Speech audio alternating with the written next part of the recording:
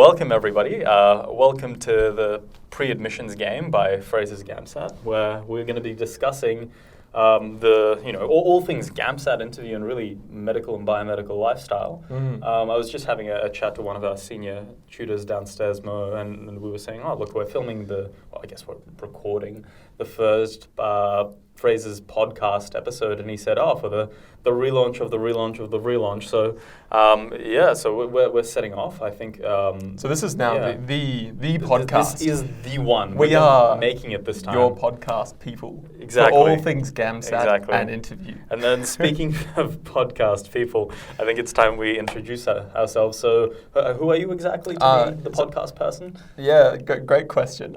So my name's Mitchell. I'm a fourth year Notre Dame student who's been at Fraser's for a long time, from things from tutoring right through now to interviews and into the content space as well, where we make lots of online resources to keep you guys occupied through your pre-medical journey. Yeah, occupied seems very, very clinical. Supported is the word that we're looking for. That's the one, yeah. Yeah, exactly. And you, who are you exactly? Yeah, so my name is Aaron. I've been at Fraser's helping others with their pre-admission game for a while, I suppose. I'm also a final year medical student, just like Mitch over here, at the University of Melbourne, final year medical.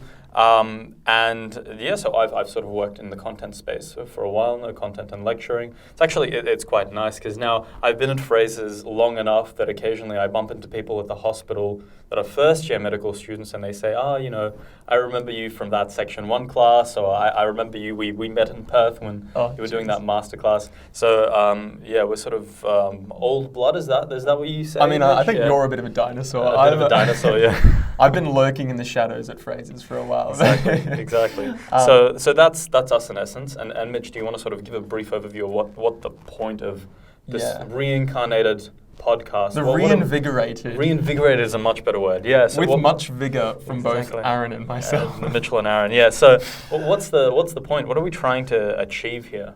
So what we're trying to achieve is pretty simple.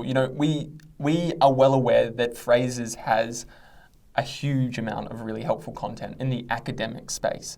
And whilst Aaron and I both contributed heavily to the academic content, we wanted to create something that was more personable. We want something that is going to give you some sort of background information and backstage information of how the whole process of pre-admissions works in Australia. So from Gamsat, from understanding what happened on the test day at the recent March Gamsat, to thinking about, tactics for improving your Gamsat performance, to then go from Gamsat into the application space where we're thinking about, how best to optimize our applications, portfolio universities, stacking your preferences, what you should be thinking about in order to put your eggs in the correct baskets to ensure that you are, going to be able to be most successful in your medical and dental or any other sort of applications that go through the GemSAS framework.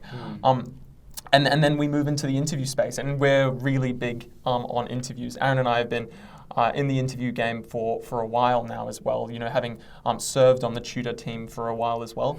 An honour. Yeah. having done our time, listening to many of your great responses in Fraser's interview training, we've now hung up our interviewer boots, gloves, ears, and now we're keen to support you all in a different way.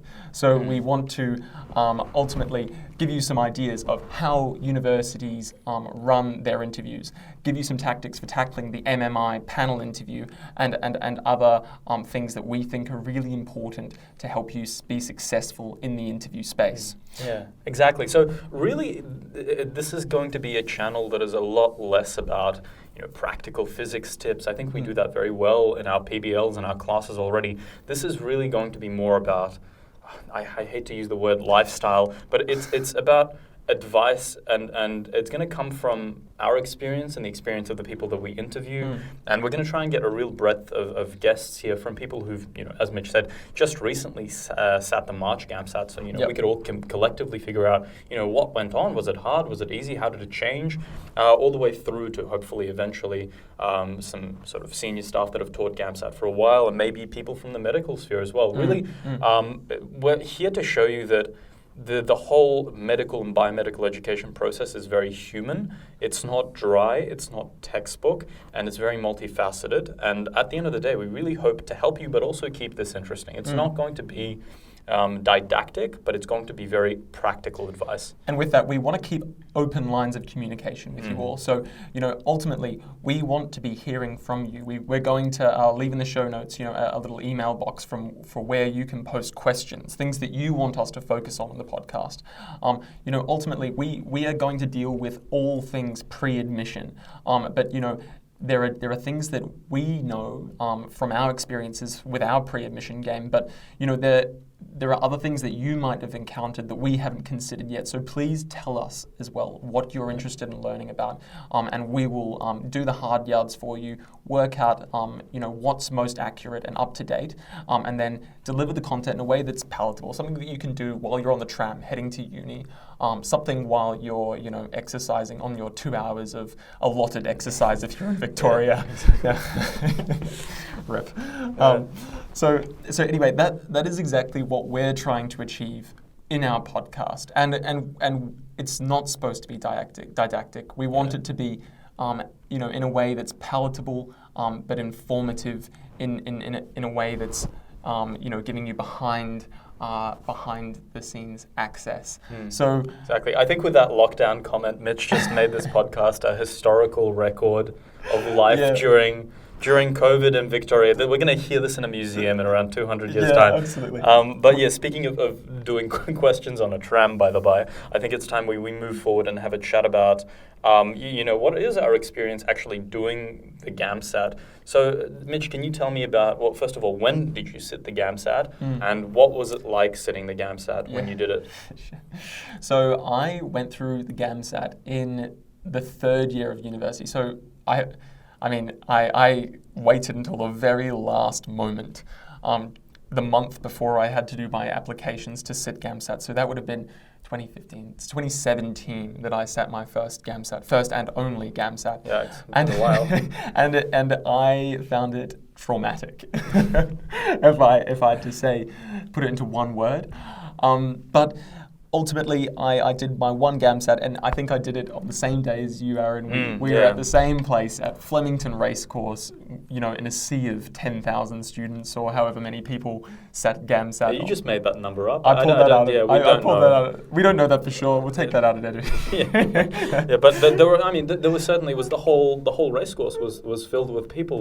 Back then it wasn't online; it was on paper, and everybody sat in this one massive hall and shuffling of papers, and it was quite intimidating. It was incredibly intimidating, and with that, I think one thing that I learned was that it's best to take Gamsat many times if you can. Why is that? Why do you think? Don't you think everybody should wait until they sort of feel 100%? Do you think that's a bit of a false strategy? Yeah, well, it's not that it's a false strategy. It's just that you really have to understand that the first time you sit Gamsat, it's going to be incredibly challenging. Not only because the content is challenging, which it is, but it's just challenging to be in that environment and to know that, the outcome of your performance on the day, which will vary. Your performance can be good on certain days and slightly less good on other days, and the outcome of your performance on that one day over that 6-hour testing period is going to be a massive determining factor on how well you go with your applications in that year.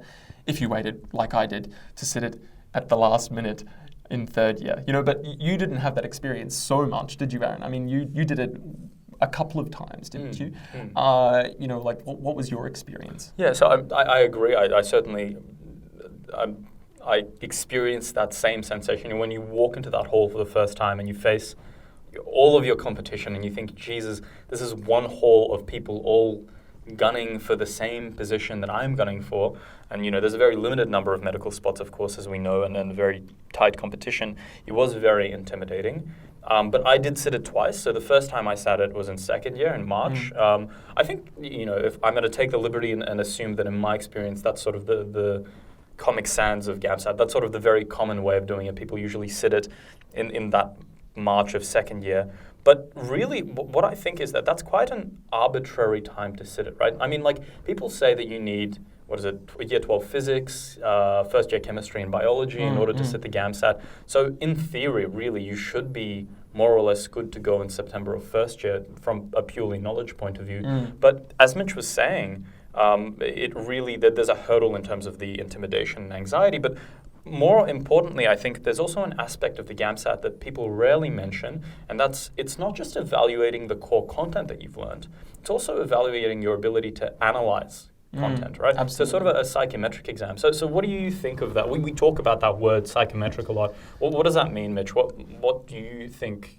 How is that reflected in the content of the Gamsat? Yeah, well, I suppose thinking about it now, it's a very analytical based exam.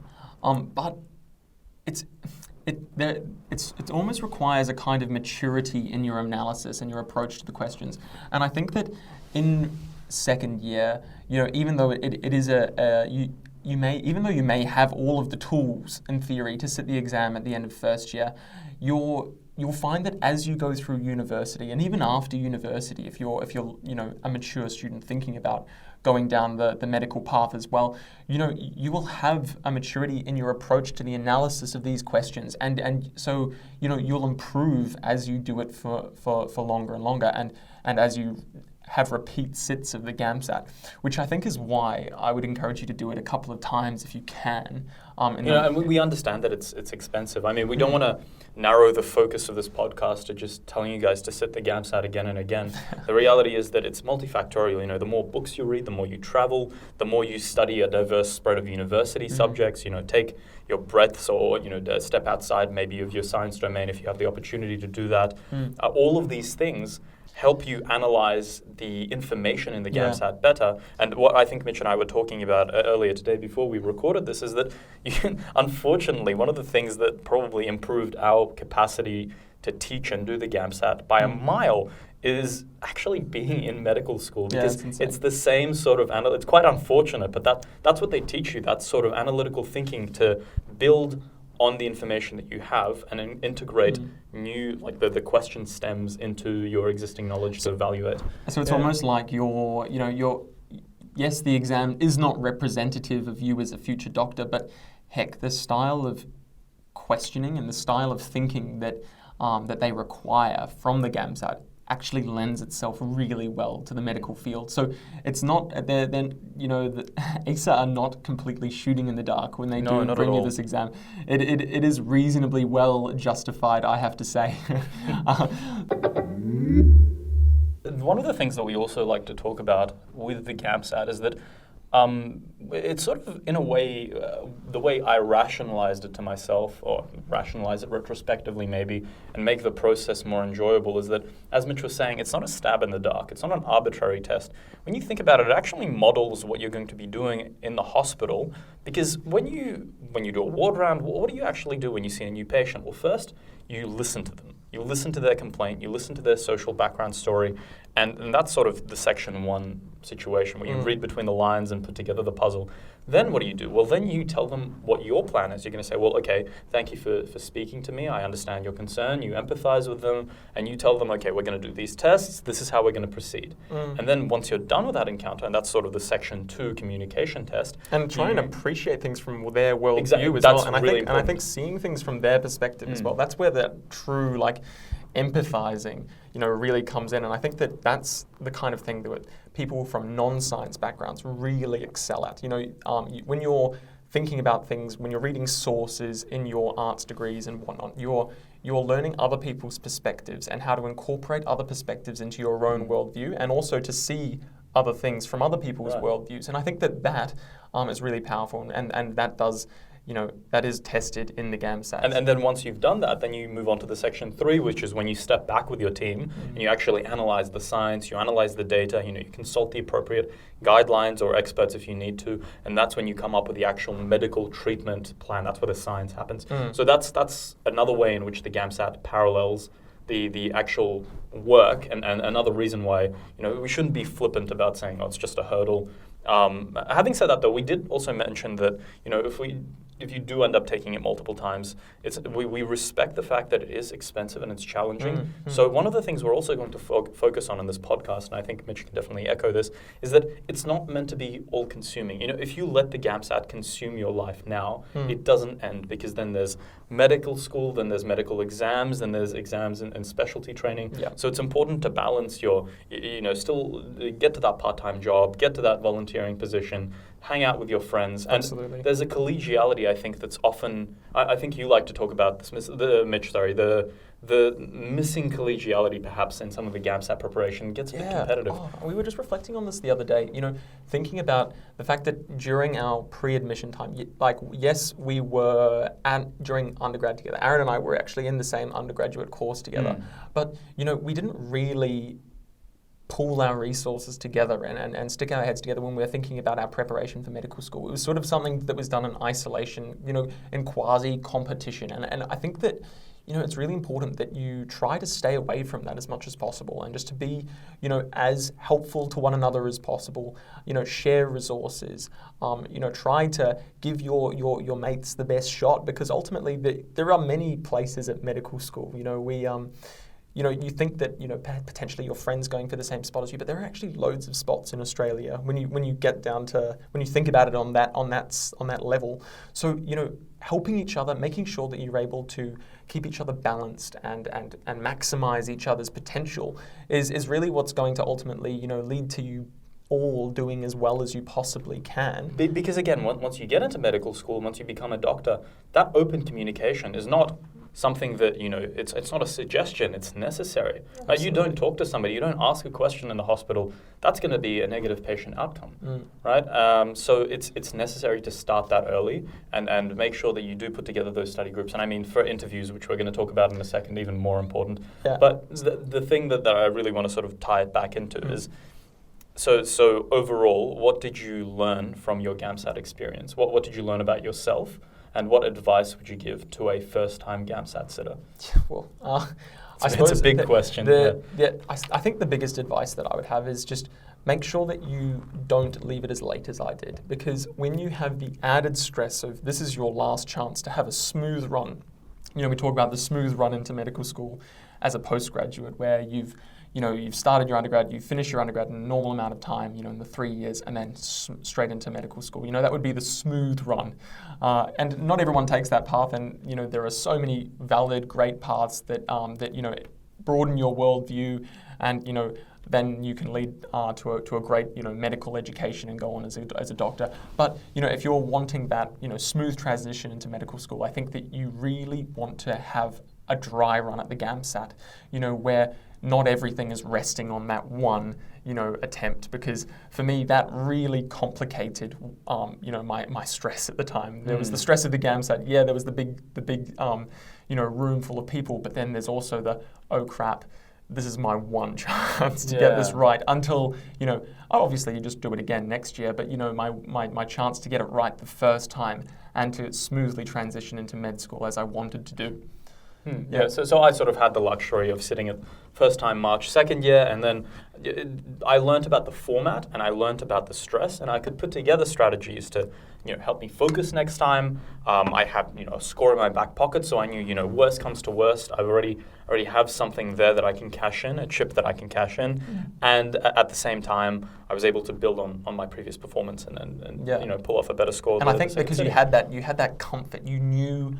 It's very relaxed. Yeah, exactly. You knew that you had something that, I don't know, I can't remember exactly what your score was, but, just like, knowing that you have something that could be used for an application that's tenable, like that just gives you the peace of mind to really excel on the day. And I mean, you got into University of Melbourne, so he obviously doing did well. Yeah.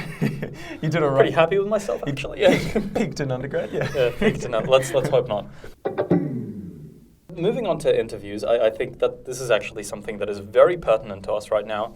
So we're going to talk to you guys about, going to help you guys out with speaking from experience interviewing at medical schools. But we are actually at the next step in our sort of professional progression, because we are interviewing for real medical jobs right now, and we have to say the experience is so transferable. The people say that an interview is like, it's a get to know you session, you're almost in med. Nothing could be further from the truth. Interview is very focused. Unlike Gamsat, and what they're seeing, what the interviewer, who is usually a clinician or a member of faculty, is seeing, is if we let this person into the hospital, are they going to be able to empathize with patients? Are they going to be a competent team member, right? Or are they going to get in the way of what is a healthcare system? Because, you really can't have that. You can't have a medical student who's they let them into a public hospital and then they're interfering with the well-being of the patients. This is sort of not really an acceptable training situation. And I suppose on that, while you do need to bring a lot of yourself to the interview, and we do want you to do that, that is the best thing to do. But there's also this idea that it is a bit of a game. It's the pre-admission game after all. There is name drop. Yeah, tell all your friends. It is something that is a skill that can be trained. So yes, bring yourself, but also make sure that you're aware of all of the things. And we are going to go through these things in detail, hopefully in a way that's palatable for all of you, in a way that really allows you to put your best foot forward. It allows you to be yourself, bring yourself to the medical school and sell yourself, but sell yourself in a way that is understanding of what these medical schools actually want you to have. We talk about putting your best foot forward and carrying with that foot analogy. It's finding the shoe that fits the foot that you put forward. A lot of people worry about things like medical school rankings. It's such nonsense in Australia where every single medical school is world class, right? There's no point, squeezing your foot into a stiletto, spending years trying to get your foot in that stiletto because, I only want to go to this particular school. When really, all the schools have different clinical schools. They have slightly different priorities. And the medical degree that you come out of at the end, right, it is pretty much the same. Nobody cares about that. Nobody has ever asked me which clinical school I went to in the hospital. The weirdest question we had to answer for our recent application was which high school we went to. I don't know why they wanted to know that, but that's how little your actual university matters in terms of employment and in terms of the quality of the education you receive. No, what's more important is thinking, what is going to work for me as a person? What kind of cohort do I want to be in? Do I want a young cohort, an old cohort? Do I want, to be in a place that's around my family? Do I want something completely different? There are, because of Australia being such a big place, there are so many options of different medical schools that are on offer, and the best part is that at the end, you all come out with the same degree, and it's equally recognised everywhere in the country and around New Zealand, UK, Canada. So it's an awesome degree. So really don't get caught up in thinking about which particular university you should go to. We're going to help you sell yourself to these universities that you are wanting to interview for, and we'll also give you the background of all of the medical schools that are around, so that you can make a really informed decision of what kind of medical school is going to be best for you. So speaking of the different medical schools, they also have slightly different interviews, and I know there's the panel and the MMI, and so you said that you were a Notre Dame student, right? So what sort of interview did you have to sit to get into Notre Dame, and how did you feel doing it? Or any tips, tricks, thoughts? So we'll obviously go into all of this in more detail when we get deeper into the podcast. If we don't get cancelled, please don't cancel us. But if we it's an NMI interview at Notre Dame. It's actually a really quite competitive interview. I mean, all medical interviews are competitive, but at Notre Dame in particular, they take only 100 people when they interview 300. So 2/3 of the people that interview are getting knocked out at that stage, which is actually quite a few. When you compare it to other schools, like I think it's the University of Melbourne, where I think 2 out of 3 people who get interviewed will get a spot. So actually, you're on the better side of the foot. Trying to carry your foot analogy. The foot analogy through the rest of the podcast. Aaron's obsessed with feet. that didn't sound good.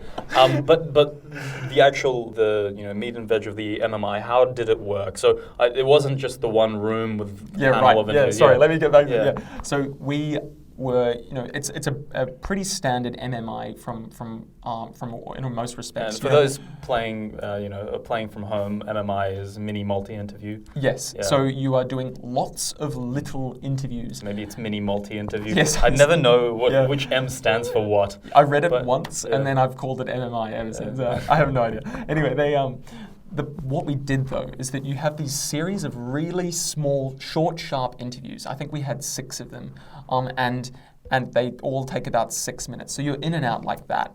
It's really, really short. But in that time, you have to build rapport really, really quickly with your interviewers, get the information across, and hopefully have them like you enough to want to have you at the university. Now, it has its pluses and minuses. And Aaron, you also did an MMI for the University of Melbourne. So what is the relative good and bad things of doing an MMI? So I was actually very fortunate because what I did was I was applying through the Gamsat system, but I also applied to USyd, which is outside the Gamsat system. So I sat the Sydney MMI before I sat my MMI for the Gamsat. And the issues or the challenges, I guess, with MMI is because it's so fast-paced and you only have 5 to 8 minutes per station. Not only do you have to build rapport, you actually have to time your answer very carefully. I think that I'm a notorious rambler. I hope that doesn't come through in this podcast, but I talk a lot, and you really have to be succinct because they're looking for you to get your point across. And the other thing is that you have to really reset after each station. So if you had a bad experience in one station where you misspoke or you didn't build rapport with the interviewer, right? Well, I guess, it's good from the perspective that in a panel you have to, dig yourself out of that hole. But here you have to hit the reset switch before you enter the next station. Absolutely. I remember distinctly in my first station just mumbling, being a bit of a blithering mess, maybe, just rambling like a rambling. I remember I was a bit of a mess in my first station, and you really just have to be able to push the reset button and be like, okay, that's done. That one was a disaster. I'm going to do great for these next, 5, 6 stations. And I think the moral of the story is that you got in, right? So clearly, they understand that you're under a lot of stress, and they're looking for keywords, key terms, key thinking patterns, rather than you being the perfect candidate. They understand that you're not going to be at a medical student level because you're not a medical student yet, right? You haven't had that training. Absolutely. No, they're not expecting you to be a doctor by any stretch, and I think that's a mistake that many people make, but what they do want you to have is this, the makings of someone that's going to be a good doctor, so someone who has these skills that we will go into in a lot of detail, these skills of communication, empathy, being able to approach a situation logically and dissect the issues to work out what's important. These are the kinds of things that, can't necessarily, that they can't spend a great deal of time at medical school, training you in. But, if you have this sort of, if you already have it to begin with, then you're well on the way. So that's really what the universities want you to have, if possible, from the outset. I think we've given you guys the lay of the land in terms of our experiences interviewing and sitting the Gamsat. I think it's important now to sort of let you guys know, what's in store. Is it worth staying, tuned and listening to the podcast? I certainly hope so. Yes, please come back. So yeah, exactly. So what we have for you guys is, I think we've 31st of May, I believe, and please correct me if I'm wrong, was the date when you guys all sent off your postgraduate applications. So now we're well into interview season. Sorry, Mitch, you look like you're about to say. Well, we're well into preparing. We're well into our sort of preparation phase, I suppose. Yeah, there will be people who are expecting to get interview offers. Early. I think it's September, where when people get their notification. I suppose that's when you're doing your interviews in September. So it'll be like early August, sort of around that period when you're getting your your offers for your interviews. And, Aaron and I have similarly been, as we've already said, we've been doing our interviews for our hospital placements next year as well. So, we're all in that interview space. So we're going to spend a lot of time, preparing you, informally, for these interviews. So specifically, first thing we're going to do is we're going to get, in the coming days to weeks to fortnights, we're going to get somebody in. Sorry? Until we get cancelled. You keep jinxing it, man. Well, we're going to get somebody to come in and have a chat. And I think first thing everybody would like to know is what happened in Gamsat, March 2021. Have a bit of an interview with a couple of people, so we can really understand the lay of the land and where the exam is headed and, what conclusions we can draw leading into the September season. But, following up from that, I think what we really need to do is have a bit of a chat around, what everybody else's perspective, what the medical student perspective is on the different schools.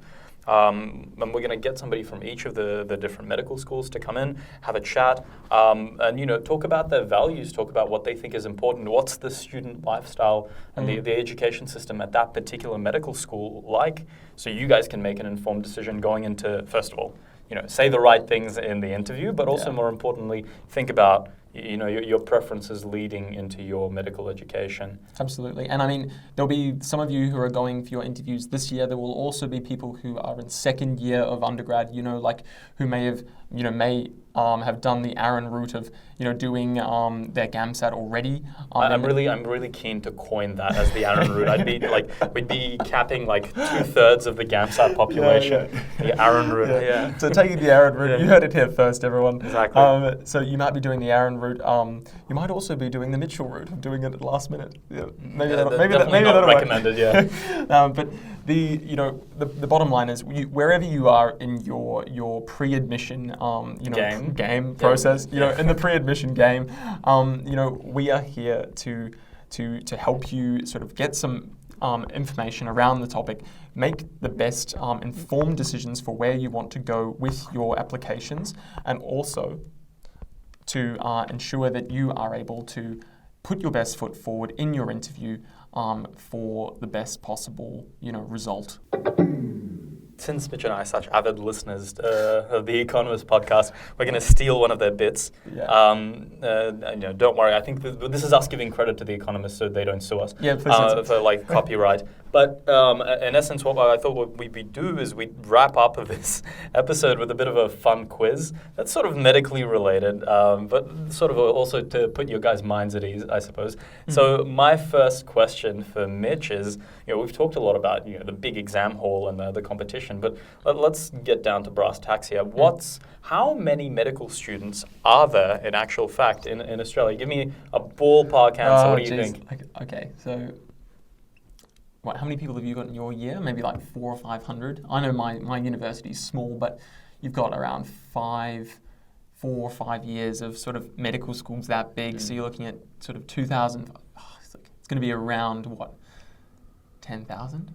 10,000. You're pretty close. I mean, depends on what margin of error we're accepting, but good job. It's around 14,000 and a bit. That's actually medical a ton of students. Yeah, that's a lot of spots for you guys. I think there's something like 3,000 graduating every year. So which means there's 2,000 or 3,000 spots opening available. Up. Yeah. That's not including all the medical schools that are opening up in sort of Queensland and rural areas. Good. Okay. Do you have a question for me, Mitch? I do indeed. So, Aaron, for your question. What is the country that has the most number of doctors per capita? Oh, all right, okay. Well, since you're asking me this, it's probably not going to be an obvious answer. It's probably not going to be, your Britons, your Frances, your Australias. It's going to be some out-of-the-way country. I'm going to, guess Cuba has a pretty developed pharmaceutical system. I think they're developing 17 COVID vaccines at the moment. I'm gonna guess Cuba. Cuba. Hey, actually, that's not a bad guess. But so sounds like Cuba, I didn't get it right. From my Google, is actually third in the list. So not bad at all. But actually, the most number of doctors per capita is Qatar. Qatar, yeah. Right. Well, who's second? Second is Monaco. So they've got roughly 77 doctors. Per person? No. Per capita, per 10,000 people. So that's, anyway, fun fact for you all listening at home. Yeah, Qatar will always have jobs for you guys. And if you have any other questions that are slightly medical or pre-admission relevant that you want to see Aaron answer on the spot, just send them in. Send them to Mitch. Give an unfair advantage. All right, guys. Thanks for listening. This has been the pre-admission game, and we'll see you next week. Thank you very much, everyone. Bye.